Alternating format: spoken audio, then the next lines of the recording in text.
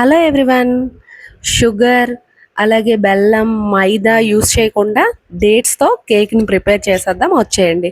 ముందుగా ఈ cake prepare చేసుకోవడానికి ఒక బౌల్లో 1/2 కప్పు సీడ్లెస్ డేట్స్ని తీసుకొని 1/2 కప్పు కాచి చల్లచిన పాలలో ఒక అరగంట పాటు నానబెట్టుకోవాలి.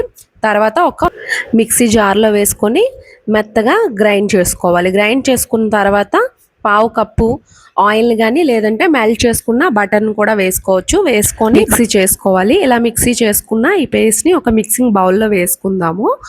నెక్స్ట్ ఒక 1/2 కప్పు పెరుగును కూడా వేసుకొని బాగా బీట్ చేసుకోవాలి. ఇలా బీట్ చేసుకున్న తర్వాత ఒక జల్లెడని పెట్టుకొని ఇందులో 1 కప్పు గోధుమ పిండిని వేసుకుందాము. Next 1 tea spoon baking powder, 1/2 tea spoon baking soda, కొద్దిగా సాల్ట్ను కూడా వేసుకొని జల్లించుకోవాలి.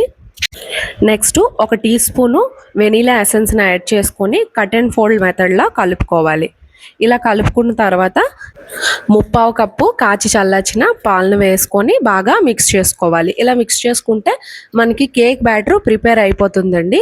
కేక్ బ్యాటర్ రెడీ అయిపోయింది కదా. కేక్ టిన్ని తీసుకొని వేసుకొని 50 నుంచి 55 నిమిషాల వరకు బేక్ చేసుకోవాలి. ఇలా బేక్ చేసుకున్న తర్వాత కేకు చల్లారనివ్వాలి. చల్లారిన తర్వాత మాత్రమే డీమోల్డ్ చేసుకోవాలి. అంతేనండి, చాలా టేస్టీగా ఉండే డేట్స్ కేకు తయారైపోతుంది.